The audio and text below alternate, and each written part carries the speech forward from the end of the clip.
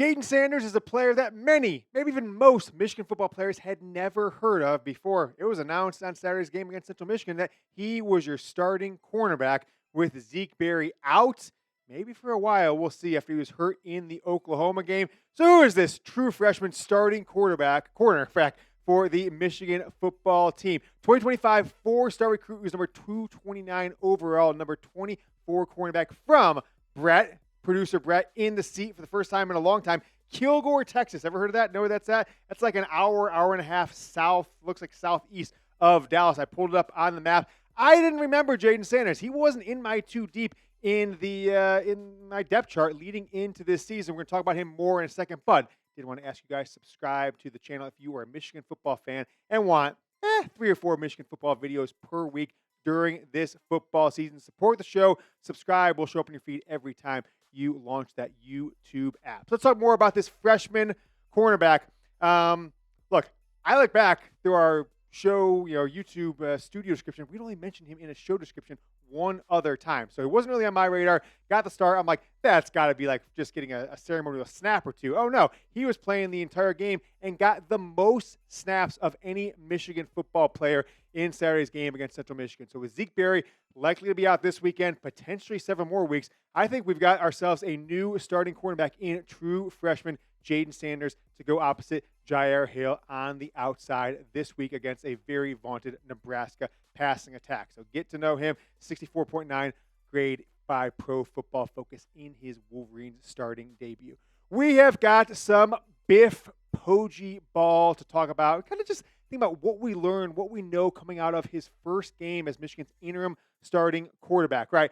We all know about Biff, right? From his time back in 2016 with Michigan, from being Jim Harbaugh's right-hand man over the 2021 and 2022 seasons. Would have been great if he would have got a national championship ring, but went and was the coach at Charlotte for a couple years. Didn't even make it to his second year and was fired as, having well below a 500 record. But this is one of the greatest coaches in high school football history. 19 state championships, 16 with one school, leaves for a year, goes and starts a football program at a completely different school, starts it from scratch, wins 3 more state championships. I am excited to see what we're going to get from him in his second game. And dare I say, Brett, could Michigan be the first school in maybe college football history to have a head coaching controversy? A lot of quarterback controversies. If Biff just blows Nebraska out, they look great, they look good. We know we got Sherrone Moore against Oklahoma a couple weeks ago. Could we have a head coaching controversy? The Michigan Football Report has a lot to talk about. Michigan going into the first game of the Big Ten schedule on the road against Nebraska. You come home after that, you've got to bye, and then you got to go on the road to USC. So 3 really tough games against 3 of the 7 or 8 blue bloods in the history of college football to start this 2025 season. Certainly it's not going to be easy. If Michigan starts the season 5-1, I think we're looking for a great season. And frankly, should I say a playoff berth at the worst. If you guys want Michigan to beat Nebraska, Brett, you probably remember this. Nebraska was one of the first schools, right? 2021. You were here actually for me in the post game, the game where there's like a turnover and a flip and that. And then we did the old survive and advance, right? Michigan kicks the field goal. I think Nebraska was the second game. Wisconsin was the first. 2021 season, we said, let's put the vibes out there. Don't jinx it. If you don't like today's video and Michigan lose against Nebraska, it's your fault. And we didn't do this during the Oklahoma week, so I blame myself for that loss. I'm taking credit. Brett, you want to chime in here? I'm taking credit for it. Well, I was just thinking, I think you threw stuff for that Nebraska game. Yeah, I did. Yeah, no doubt. I mean, that was a wild one, that 2021 Michigan-Nebraska game. 2 trips ago for this team as they went in there and blew them out in 2023. So like the video, put the good vibes out there. Let's get a good vibes Michigan win over Nebraska. Let's talk about our guy, a guy who we talked about on the show quite a bit over the last few weeks, and that is none other than Michigan offensive line coach Grant Newsome. He is getting some adult supervision. Rumors have been persisting and been continuing this entire week that Sherrone Moore spent basically all of his time outside of setting up a game plan with Biff Poggi and the Michigan offensive and defensive coordinators, basically babysitting the offensive line, basically stepping in and say, hey, you are not getting it done. I need to come in with 2 starters down in Giovanni El-Hadi and, of course, Braden Norton, the transfer, that you weren't getting it done, that we're down 2 starters. You got to bring in adult supervision and coach this offensive line back to greatness, back to the level they were in 2021 and 2022 when they were the best offensive line in all of college football, according to the award giver outers, and then one of the top 2 or 3 in the 2023 season. It hasn't been like that since Grant Newsome took over before the 2024 season. And frankly, the vibes around Grant Newsome continue to be poor, right? Anybody out there, whether it's the blog boys, whether it's people on Twitter that claim they have a source, know a player, know a parent, say Grant Newsome is not cut out for this job. You shouldn't have your first job in coaching, or I guess your second job in coaching, technically, because he was the tight ends coach, as the offensive line coach before your 30th birthday at the University of Michigan. I don't think he is long for the job. They brought in Juan Castillo to be his adult supervision. Now Sherrone Moore's got to do it himself.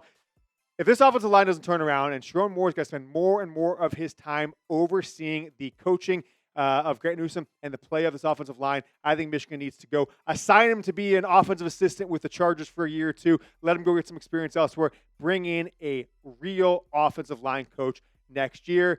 And that's just kind of how it is. All right, next up, we're going to talk about Justice Haynes' record-setting start in Michigan. We'll talk about where Yoder was right, and a Michigan football starter didn't play on Saturday. It wasn't because he was injured. Was he suspended, maybe silently? And, Michigan just plays it off as, well, he didn't play for whatever reason. But we are going to continue to scour the internet to bring you guys the best deals on Michigan football gear. And we're going back to this one, right? We went away from it last week, but we're still back with this one from a few weeks ago, the Michigan player sideline shirt, because the deal is just preposterous. It's too good to pass up. Was $65, the original price.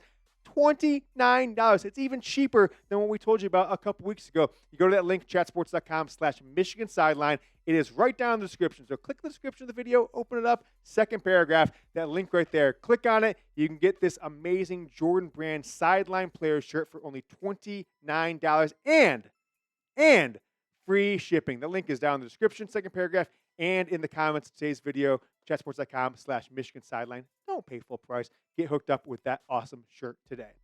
All right, Michigan is playing at Nebraska. This is the CBS game of the week, formerly the SEC game of the week prior to the 2024 season. Now it's the Big Ten National CBS game of the week. Michigan is favored by 2.5 points. Lowish over-under of 45.5 for this game. They've got Dylan Raiola, and frankly, over the last 2 years in college football, last year Raiola, true freshman, had all the hype, all the hoopla starting from game one. This year, it's Bryce Underwood. So a lot of attention on this game nationwide, and I think Michigan's either going to be the talk of college football in a good way after this game, or the talk of college football potentially in a bad way if they drop to 2-2 to start the game. But we're going to give you guys an opportunity to win $25, our third time doing this year. No one has got the score prediction correct yet. So here's another chance for you guys to win $25. Go down in the comments, okay? Comment a score, or what score prediction. Make sure you put Michigan or Nebraska, who's going to win, because you're not going to get credit if when a team wins and you didn't tell me who won. You have to get your score prediction in before kickoff on Saturday, and you cannot edit it in any way. We got a lot of pranksters out there going back, editing their comments, saying, "Hey, I won! Give me the $25!" And only one score prediction per person. So if you comment 100 times. We're not going to take all those. Only one comment score prediction per person. I hope to give $25 away, so go comment your score prediction. Let's see who knows this Michigan football and Nebraska football program the best. Go down and comment so you can win yourself $25. All right. Big game on Saturday, all right? What's that? Oh, my score prediction. You got a score prediction? Sorry, I forgot to tell my score prediction. My score prediction, Michigan's going to win this one 24-17. Brett, give me your score prediction. You got one? 2-0. 2-0 Michigan. No, just right? kidding. What do you got? Nebraska's offense is slightly just sucky. Yeah. I'm going the under, Mm-hmm. which you are too. Yep. Yep. 17-13, Michigan. Love it. And the cover the spread by 1.5 with Brett. So I got 24-17. He's got 17-13. I forgot to give my score prediction. He's like, just give your score prediction, James, but I wasn't paying attention at all. So that game is 3:30. I don't know if I kind of don't like the 3:30. I either like getting it out early in the day, like the 11 a.m. Central, 12 o'clock start, or like the night game. I'm not sure if I love this one because you're kind of handcuffed on both sides of it with a 3:30 start. But nevertheless, that is what time Michigan is playing. Let's talk about some TJ Guy, right? Was all the talk of Michigan football fans after his bowl performance against Alabama in the ReliaQuest Bowl, and as a starting defensive end, but didn't play in the third game of the season, and he wasn't hurt, right? And people are like, why isn't TJ Guy playing? He must be hurt. What hurt? They asked Biff Poggi about it in his Monday press conference. He said, TJ's fine, just using a game plan against a heavy run team. I guess, is that what you call Central Michigan? Want some bigger bodies in there on that, yada, yada. He understands it. He's a complete team player and all good with it. Look, I'm going to tell you this. If you believe that TJ Guy, a starting defensive end, a starting edge for this team, didn't play because Michigan wanted bigger bodies against Central Michigan, I have got some beachfront property right near the Nebraska football stadium to sell you at a deep discount price. Can't miss out on this stuff. So I kind of am going to chalk it up to this. It was sending a message or an unreported, undisclosed one game, maybe more. We'll see what happens on Saturday. Suspension of Michigan's starting defensive ends. That's one to keep an eye on for Saturday against Nebraska. If he's not playing, what are we going to make of that? Because clearly he is not injured. Someone else who's not injured, the guy who kind of slid in, filled in for him in that other rush spot opposite of Derek Moore, was Jaishawn Barham, and he had himself a hell of a game, and he has clearly cemented himself as Michigan's best defensive player. I think through 3 games, it's TJ Metcalf at the safety position, and it is Barham at linebacker / defensive end / edge, right on the outside.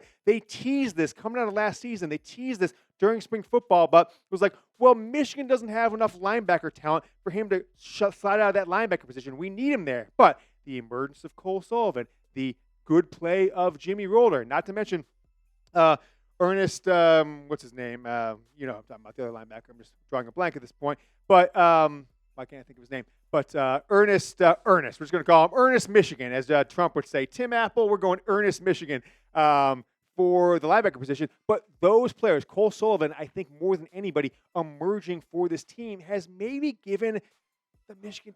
All right, Ernest Hausman. I'm like, why can't I think of his last name for that? The Michigan defensive coaching staff the opportunity to move Barham down to a rush edge, a guy who has less responsibilities. Your responsibilities are take off like a bat out of hell towards the quarterback if he hands the ball off, just like in the movie The Waterboy. Tell us how you do it, Bobby? Well, the quarterback gets the ball, and I just go start tackling him unless he hands the ball for the running back, in which case I just go and tackle the running back. That's what they can do with Barham. So I'm actually pro this move. I wasn't very excited about it, knowing that Derek Moore and TJ Guy were in there at the defensive end spots. But if Guy is not going to have it cut it, if he's not playing for whatever reason, and Jaishawn Barham can make these kind of plays, Cole Sullivan can slide in behind him, I am potentially for it. But I want to know what you guys think. Should Michigan move Jaishawn Barham down to the defensive end, to the edge, the rush position for good, or should it just be a temporary move when TJ Guy is whatever suspended or whatever's going on with him? Just give me a yes if move him down to defensive end, or a no if keep him at linebacker. Let me know what you guys are thinking. Let's go back to last week's show. I was pretty critical about Michigan in a number of ways, and I think the things I said were not unique to me. That was kind of the vibe of the Michigan football program. And so, me putting him on this channel, this show with maybe a bigger audience than, Joe Schmo, his Twitter account, puts a little bit of, juice behind him. And in the past, that we've said things on the show where I think actually Brett Michigan has purposely done things just to stick it to me, to make me look bad. If we go back to the 2019 season with the running back, what's his name? Jack Charbonnet? I was just going to say close the year. Yeah, exactly. So, a couple things I was there. I called Bryce Underwood. Bryce underran last week. Underran. What does Michigan do after he only had 2, non-sack rushes in the first 2 games? He's running wild. He's well over 100 yards. He's 2 rushing touchdowns. Biff Poggi says, hey, we had the wrong game plan against Oklahoma. We, had some clamps down on this star running back, or quarterback. No more for that. I told you, Chip Lindsey, Sherrone Moore, they keep saying this different things about Bryce Underwood in their press conferences. So, Yoder's right. So, the offensive philosophy, the Bryce Underwood running versus not running. We called those out. Michigan made those changes. And then a guy we've just ragged on for the past 2 weeks, Samaj Morgan, had his coming out party as a wide receiver. And frankly, one of the best throws I've seen from a Michigan football quarterback maybe ever, that Bryce Underwood just kind of stepped up and just flicked his wrist over 2 defenders. And out was that flag pattern when you kind of going up the seam and then outwards, right in stride to Samaj Morgan. He did have a drop. He did average or below average as a punt returner, but it was really his coming out party as a real wide receiver threat and just not a reverse and a bubble string guy. So if I can call people out and it leads to better play, I will continue to do that. Make sure you guys subscribe to the Michigan Football Report, youtube.com/Michigan TV. There is a record-setting player for this school that I don't think is getting enough attention with a big game with 140, 150 yards, a couple touchdowns this week against Nebraska. He could be one of your Heisman favorites, a top 4, 5, 6, 7 Heisman guy in the country, and that is Justice Haynes. Throw this one out there. We went to the stats and research department, Brett, here at Chat Sports, which, as you all know, is just me going on Grok and or ChatGPT and seeing what they say in a limited time. And I am fairly confident because I took all the data they gave me, I spot checked it versus game logs. I think this is fair to say. I haven't seen anybody else report this. Justice Haynes this is factual. This is, I can say without guessing or Grok or anything like that. He is the first Michigan running back ever with 100 yards in his first 3 games on campus, right? First Michigan football player, whether it's running back or a quarterback or anything like that. 100-yard rushing games in 3 straight games. Now, what I then try to do a lot of more research on is starts. And I've got him as only the 3rd Wolverine ever to have 100 rushing yards, only 2nd as running back in their first 3 starts at running back. You go back to 1992, Tyrone Wheatley did it. 2010, Denard Robinson did it at the quarterback position. And then Justice Haynes. And you go back to the Big Ten. I looked at Maurice Claret. I looked at J.K. Dobbins. I looked at Le'Veon Bell. All these guys are these huge freshman seasons. I can't find one. I cannot find one going back into the late 80s, early 90s. I looked at every conceivable guy, Monte Ball, anybody in Wisconsin. I truly believe, unless I am just missing somebody wildly obvious, that Justice Haynes is the first player in Big Ten history, might I say in the history of college football, to walk in and have 100 yards in his first 3 games for a single college football team. If there's anybody out there I'm missing, make sure you comment below, tweet at me at James Yoder. 16 for 159, 3 touchdowns, 19 for 125 and a touchdown against Oklahoma, and then 14 carries, a touchdown on 104 yards against Central Michigan. He's got almost 400 yards. He's got 5 touchdowns through 3 games. And I think with a big game this week, we're going to start hearing him in Heisman conversation. What a get this was for Michigan. Clearly, other than Bryce Underwood, he is the best player on your offense so far. Subscribe to the Michigan Football Report. We will hopefully have another show for you on Friday, digging in to some Michigan football news and rumors before the Nebraska game. Till then, go Blue.